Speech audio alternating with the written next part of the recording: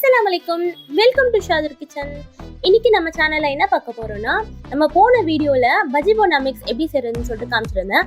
அதே பஜ்ஜி போண்டா பேட்டரை வச்சு இன்னைக்கு எக் பொட்டேட்டோ ஸ்டஃப்டு பஜ்ஜி எப்படி செய்யலாம்னு சொல்லிட்டு பார்க்கலாம் வாங்க. இப்போ ஒரு 150 கிராம் அளவுக்கு நான் உருளைக்கிழங்கு பாயில் பண்ணி வச்சிருக்கேன். இது நல்லா மேஷ் பண்ணிக்கலாம். உருளைக்கிழங்கு ஒரு 2 விசில் விட்டு எடுத்துக்கோங்க போதும்.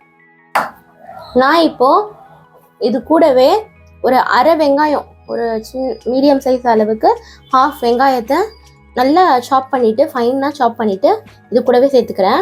கூடவே கொஞ்சமாக கொத்தமல்லி, ஒரு அரை பச்சை மிளகா, கொஞ்சமாக பச்சை மிளகா, ஒரு குட்டியாக இருந்தால் ஒன்று சேர்த்துக்கோங்க, பெருசாக இருந்தால் அரை சேர்த்துக்கோங்க. கொத்தமல்லி, பச்சை மிளகா, வெங்காயம் இது 3 சேர்த்து நல்லா பிசைஞ்சுக்கோங்க. இப்போது அரை டீஸ்பூன் அளவுக்கு உப்பு சேர்த்துக்கலாம். 3/4 டீஸ்பூன் அளவுக்கு கரம் மசாலா சேர்த்துக்கலாம். அரை டீஸ்பூன் அளவுக்கு சின்ன டீஸ்பூனில் மிளகாத்தூள் சேர்த்துக்கலாம். அப்புறமா கொஞ்சமாக 1/4 டீஸ்பூன் அளவுக்கு மஞ்சள்தூள்.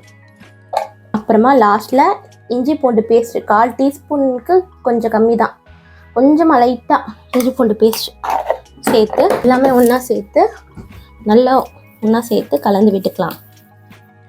பேஸ்ட் ரெடி ஆகிடுச்சு. 2 பாயில்டு எக் எடுத்துருக்கேன்.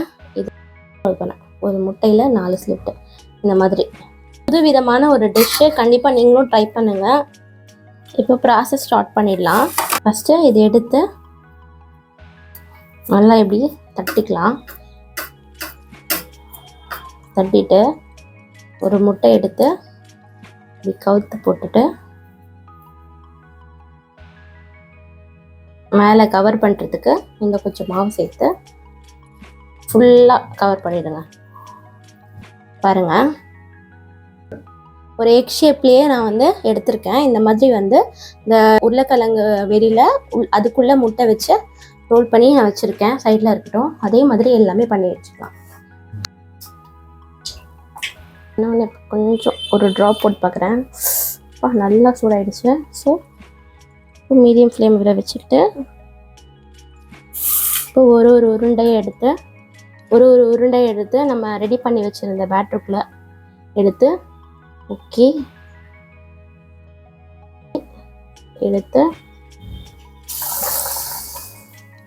இதே மாதிரி எடுத்து இதுவும் சேஃபாக பண்ணுங்கள். எண்ணெய் தெறிக்க போது உடனே திருப்பக்கூடாது, மீடியம் ஃப்ளேமில் தான் இருக்குது. ஒரு நிமிஷத்துக்கு அப்புறமா டச் பண்ணணும்.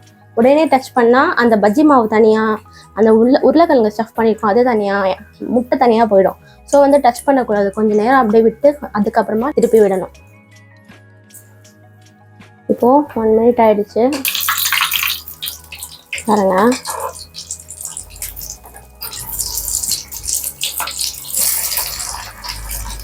பஜ்ஜி பேட்டர் தண்ணியாக ஆயிடுச்சுன்னா எண்ணெய் நல்லா குடிக்கும், நல்லாவும் டேஸ்டாகவும் இருக்காது. ஸோ மீடியம் கரெக்டாக இருக்கணும் consistency.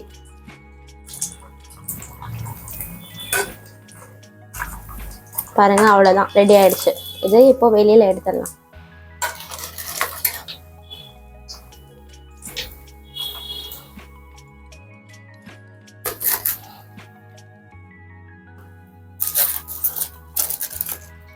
Egg potato stuffed bajji ready ஆயிடுச்சு. இப்போ நான் கட் பண்ணி காட்டுறேன். உள்ள அந்த ஸ்டஃபிங்கோட அந்த எக்கு எப்படி இருக்குன்னு சொல்லிட்டு பார்க்கலாம். செம்ம கிறிஸ்பியாக இருக்கு. எனக்கு தெரியுதா பாருங்க, எக்கோட அந்த பேட்டரோட, அதுக்கப்புறம் அந்த உருளைக்கிழங்கு ஸ்டஃபிங்கோட இந்த ரெசிபி செம்மையாக வந்திருக்கு. நீங்களும் ட்ரை பண்ணுங்கள். இது 2 முட்டை போண்டாவும் இல்லாமல் அந்த உருளைக்கிழங்கு போண்டாவும் இல்லாமல் 2ம் கலந்த மாதிரி, 2மே கலந்து செம்மையாக இருக்குது. நீங்களும் ட்ரை பண்ணுங்கள் இன்ஷா அல்லாஹ். இதோட நெக்ஸ்ட் ரெசிபியில் சந்திக்கலாம். Bye by.